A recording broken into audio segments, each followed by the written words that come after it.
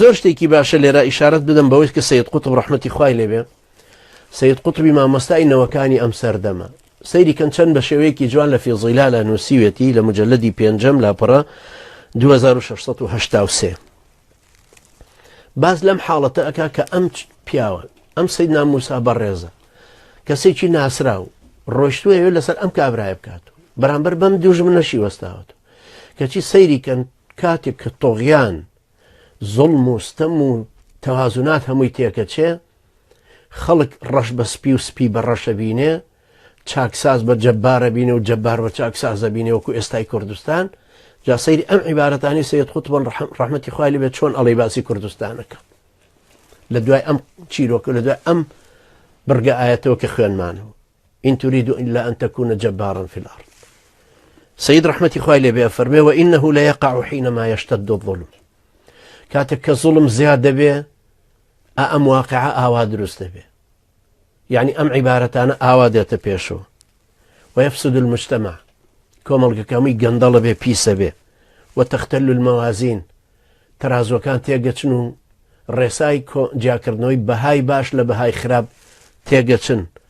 ويخيم الظلام تاركاي دي بسر كومالقكيا أن تضيق النفس الطيبة بالظلم الذي يشكل الأوضاع والقوانين والعرف أو كاتواي لدي نفسك كسك كلناو باني خواردوتو بسبب أوهم ظلمي كليكراو بسبب أوهم تينو فشاري بسريويتي بسبب أوهم خرابة كاري وداون بيسي وجرائمي كأيبين الرجال وتواناينية دا صلاتيني لسري لايبا سيدي أو ظلمة أكاتوا أو استما كبوبة بارودوخ بوبة ياسا بوبة عرفي كوملايتي يعني سيدي كان كردستان يساتشي لهاتوا هرشي ظلمك هي بوبة قانون هرشي ممارسي طاغوتيان هيا لهي دروش هناوي أنا تو كردو أنا بقانون بو بارسني أم قدزلانا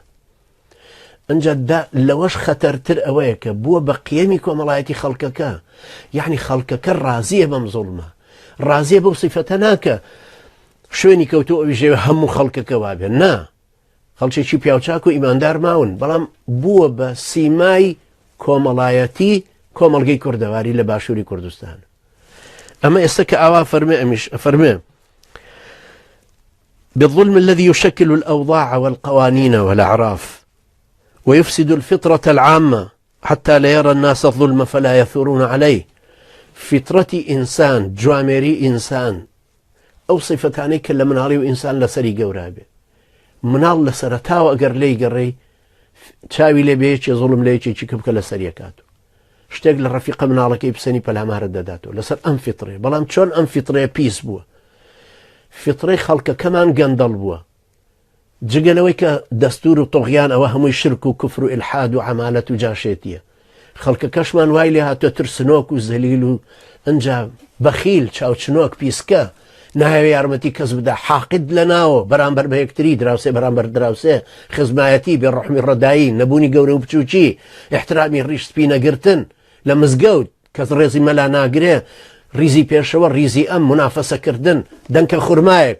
ئەوێ خۆی 6 دانەی خواردو حوتی خواردوەوە 8 دانەش هەر خۆی بیخوا نایدا بەیەکێکی ترجا سەیری ئەم سپڵەیی بێوەفایی ئەم صفتە دژوارانە کە لەناو کۆمەڵگەیەکە دروست دەبێ ئێوە هەمووتان لە کۆمەڵگەکە هاژین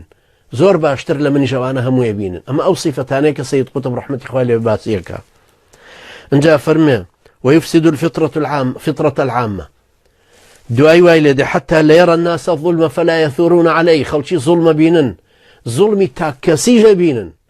لێدانەکەی فەرهاد پیرباڵە بینن هەمووتان فلا يثورون عليه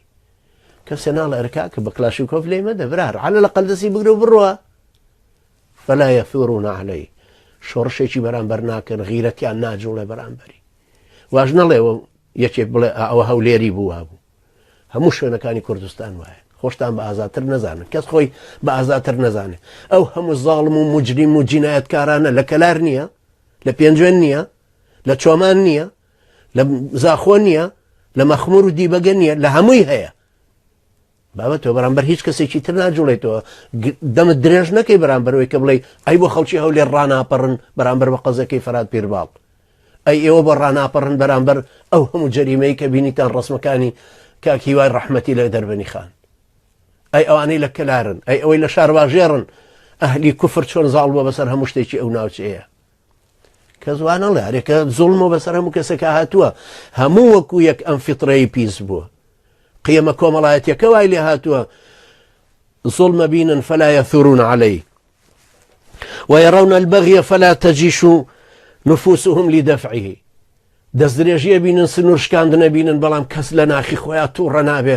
على الأقل پاڵ نەرێ دروستکە بۆ ئەوەی ڕقی هەستێ لەسەر ئەوە کە ئەو ناحەقیە کراوە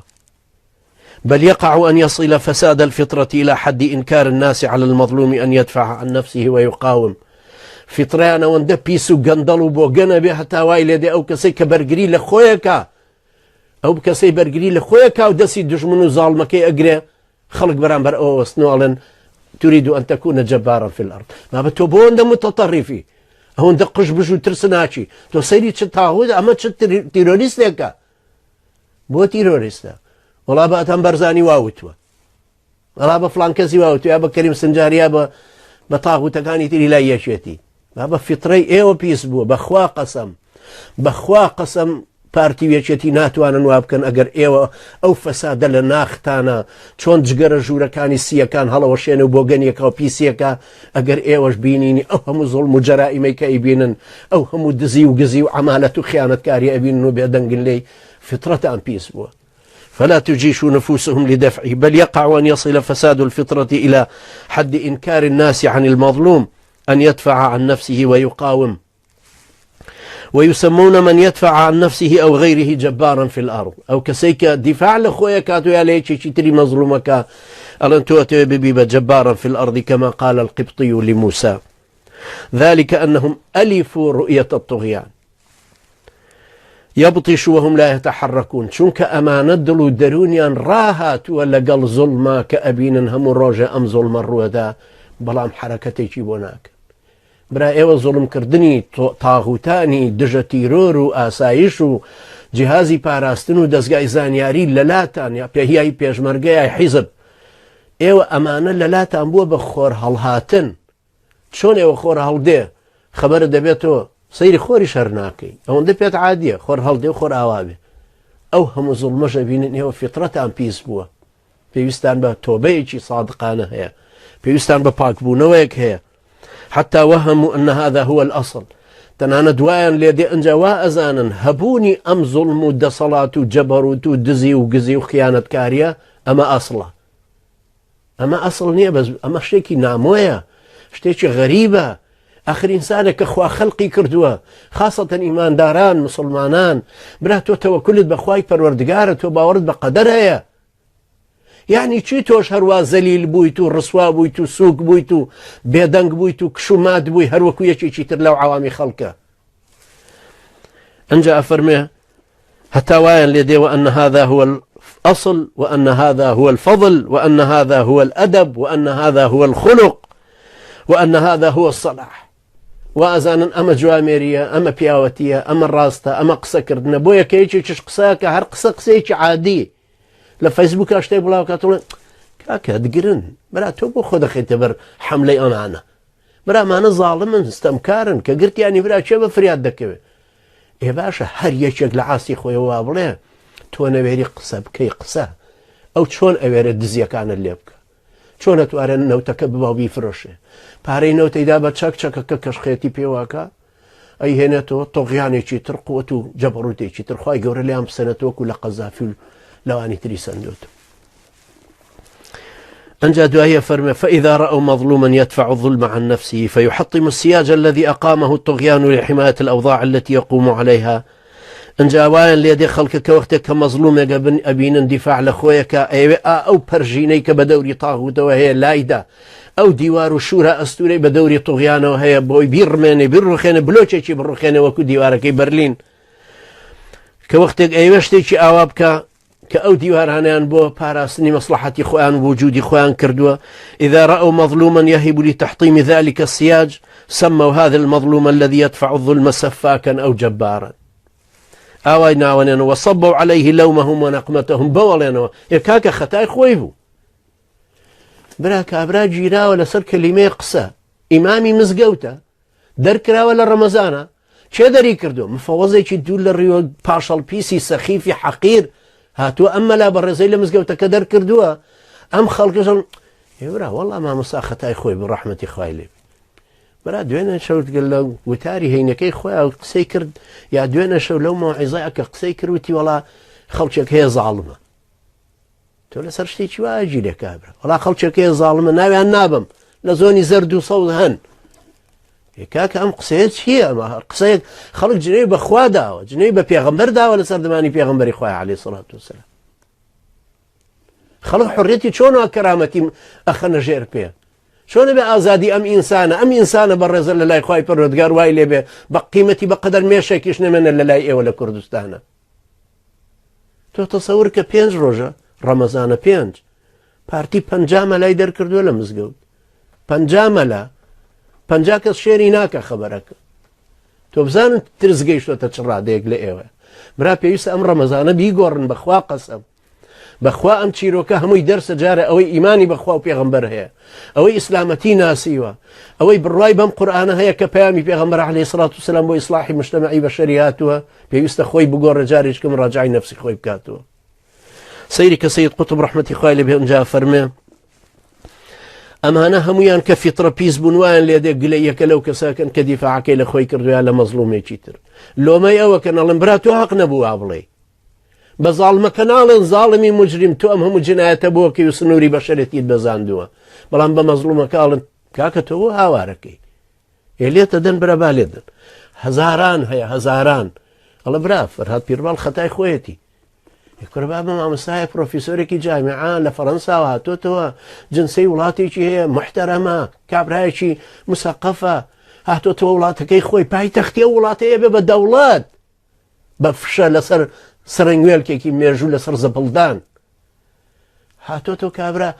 ماڵیان غەسب کردووە با بە هەفتەیە چۆتەوە بۆ فەڕەنسا هاتۆتەوە سەیرەکە عەرەبێک لە ماڵەکەیەتی خانۆکە هەمووی فرۆشراوە کاکە تۆ چۆن بووی بە سەحەبی ئەم کاکە منەوە تاپۆر ڕسمیاتم هەیە کاکێ سمێڵ بابڕی ئاسایش بۆی دروست کردووە بابە منیش بە شەرم و کیۆ مافم هەیە ئەمێ قسە بکەم قسەی پێ نەماوەڵە میز بکەم بەو مەحکەمەیە بابە بەخوا قەسەم ئاەتەکەی لێ دەربێنن هەموومان زەروریە پیسایشی پیاکەی مەحکەمەی کوێ مەحکەمەیەک هەرچی قوانینێکی تایە هەر بۆ پاراستنی زاڵمەکانە هەبزانە مەزلومێک ڕۆژە لە ڕۆژان حەقی تیا وەرگیرە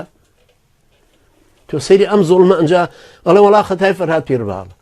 با بە کۆمپیوتەرەکەیان بردووە لاپتۆپەکەیان بردووە ڕەنجی هەموو نووسینەکانی بردووەم کابرا قەڵەمێکی پێ شدە نووسێ تۆ سەیری ئەم هەموو زوڵمە بەسەر ئەم کوردەیە هاتووە برا بەخوا قەسەم ئەنفالەکانی لێ دەرکەی بەخوا قەسەم ئەوەی پارتیوێکێتی کردویانە بەعس هەرەوەندەی کردو ئەی بۆ لە بەعس ڕاپەڕین برا بەخوای ئەرز و ئاسمانەکان قەسەم مەحموودی ئەحمەدی نەژاد خزمەتی دزڵی زۆرتر کرد وەک لەوەی پارتی خزمەتی شیروان مازنی کردیان یەکێتی خزمەتی خورماڵی کرد مەحموودی ئەحمەدی نەژاد خزمەتی سەرەخسی کرد لەسەر حدودی ئەفغانستان شەبەکەی بە خۆڕایی بۆ بردن شەبەکەی ئینتەرنێت بۆ دزڵی لەو دی و شاخەکەوە ئەی ئەم دی بۆچی وەکو سەحرایە لەژێر سەیتەرەی ئێوەیە ئاخر ئەم ڕوڕەشانن ئەم ئەهلی تۆغیانن پێویستە لە بەرامبەریان ڕاپەڕین پێویستە لە ناخمانە جارە ئەم ئیرادەیە دروستکەین ناژنم گەڕە لاوژێ و عەشوایی بڕۆیتە سەر جادە نا لە ناختا ڕقوقینێکی پیرۆز دروستکە ڕقوقینێکی پیرۆز بۆی گۆڕانکاریەکە دروست ببێ ئەمەی سەید قوتب ڕەحمەتی خوای لێبێ کە باسیەکان جەبزانە ئەڵێ خەڵکەکە ڕووەکەنەوە کابرای مەزلوم و هاوارەکەن و لۆمەیەکەن و گلەیی لەوەکەن وەصەب جامە غەضەبهم عەلەی ڕقوقینەکە بەوە ڕێژن ولم ينل الظالم الطاغي من نقمتهم ولومتهم إلا القليل كتشي ظالمك لم قليانك لا كابراي مظلوم يكن شتيشي برناك مگر شتيشي زوركم هو سيد قطب فرم شتيشي زوركم بخوالا جر سيتري بارتي وشتي اشتكى مكاش كزواسي ناكا اوش كباس كنا بازايتي قرانو ولم يجدوا للمظلوم عذرا ام خلق قندلا درون دار ماوا ام خلق بغيرة بواوا جواميري بواوا وايلي هاتوا بكابراي مظلوم عذر بكابراي مظلوم نانو بلن بابا كابراه مر رجتوشي ام طقيانا به هركاك ام كابرات واظن للاشياء نما هرموني غضب والرقوقين وبغضي همر رجا قرجا سوزو مهرباني وشفقته خوشويستيكي نما بوشتيكي دربينه بابام کابراون دل لەژێر زەختایە ڕۆژە لە ڕۆژان فەلسفەی جەمال تێناگە جوانی چییە بە دوای نانەوەی شەو و ڕۆژ. سبحان الله سبحان الله چه خراپەکاریە کە سبحان الله تووشی ئەو خەڵکەمان بووە. بەخوا قەسەم هەرە بێ بگۆڕێ بە غەیری ئەهلی ئیسلامیش ناگۆڕێ لەناو ئەهلی ئیسلامیشە بە غەیری جوامێرەکان و ئازاکان و دلێر و نەبەز و شۆڕژگێڕەکان و غەیری ئەوان ناگۆڕێ. بەڵام بەداخەوە خەڵکەکە ئێستا ئەوەندە داخل لە دڵە بەڵام ئیسلامیەکان پووکاونەتەوە بوونەتەوە بە عرابی. ئەنجا سەیریکەن دوای ئەمە فلما أراد أن يبطش بالذي هو عدو لهما قال يا موسى أتريد أن تقتلني كما قتلت نفسا بالأمس إن تريد إلا أن تكون جبارا في الأرض وما تريد أن تكون من المصلحين. أولم وزعها لم خبرها خوي كولي تشن قرصة تشن خفض لم وزعنا أخوا هروكو كيما أو لخفض لم وزعنا أخوا معنا أخوين بنو إسرائيل كان